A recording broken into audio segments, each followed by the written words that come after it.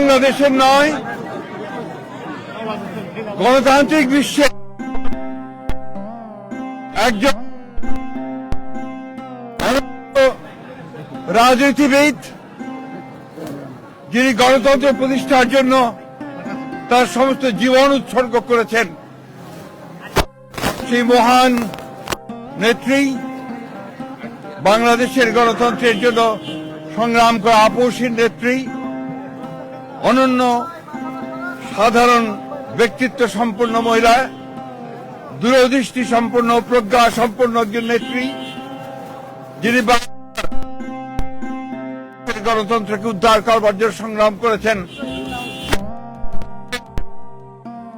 এবং নির্যাতিত হয়েছেন, সেই অসাধারণ নেত্রী দেশনেত্রী বেগম খালেদা জিয়া আর আমাদের মাঝে নেই। আপনারা সবাই জানেন যে এই নেত্রী দীর্ঘদিন তার রাজনৈতিক জীবনের প্রায় সমস্ত অংশটাই তিনি গণতন্ত্রের জন্য সংগ্রাম করেছেন এবং গণতন্ত্রের মূল্যবোধগুলোকে প্রতিষ্ঠা করবার জন্য তিনি আজীবন কাজ করে গেছেন। 3 বার প্রধানমন্ত্রী হয়েছেন। যখন প্রধানমন্ত্রী হয়েছেন তখন গণতন্ত্রকে প্রাতিষ্ঠানিক রূপ দেওয়ার জন্য তিনি কাজ করেছেন।